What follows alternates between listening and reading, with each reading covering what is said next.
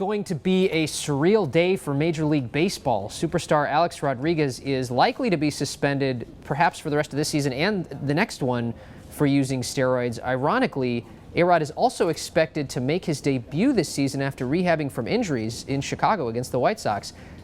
How does that work? Brian Costa has the answers. We have a fiery quote first, though, from A-Rod.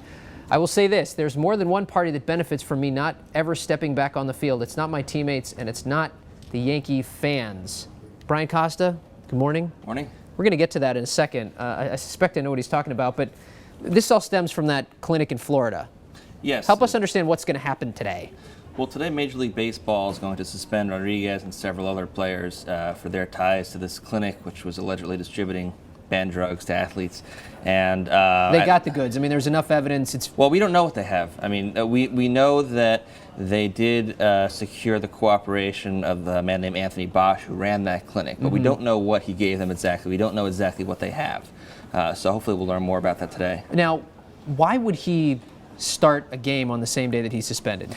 Well, the timing is just sort of a coincidence. All season long, there have been these two parallel storylines with A-Rod, one being his return from an injury, and the other being this looming steroid investigation. And it just so happens that now is the day when he is finally able and healthy enough to play and return to the field. And at the same time, this is also the day when MLB is finally going to announce its suspension. So it makes for a surreal day. Well, one interesting subplot here, and I wonder if it has something to do with that quote from A-Rod, is that financially, the incentives are lined up. The Yankees don't want A-Rod to play. Well, publicly right? They're saying they do, but yeah, I mean, if you look at what really makes sense for them, I mean, it would be a lot better for them just to not have to pay him as much as they have to pay him and kind of lessen that financial burden.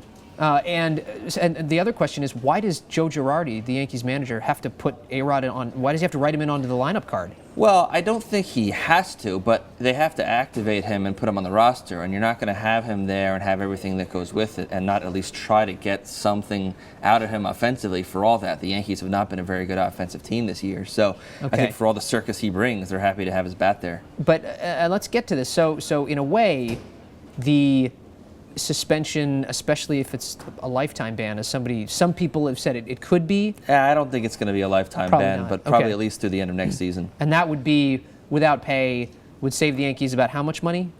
I haven't crunched the numbers on just how much it would save them, but it would be something $30 million, I think. More than $30 being told in my ear right yeah. now.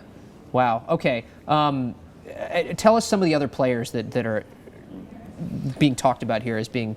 Well, we don't, the full list will be very interesting to see because, we don't really know the full list. But, Nelson Cruz of the Texas Rangers is one of the guys, prominent players who've been named on this.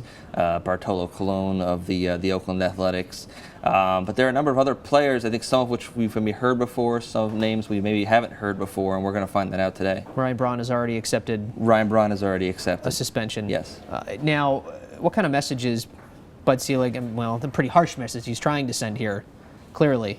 Yeah, well, on the one hand, it shows that their testing program, while strong, is not perfect. I mean, essentially, by having to go investigate these guys, they're saying that they used and they did not get caught with their testing program.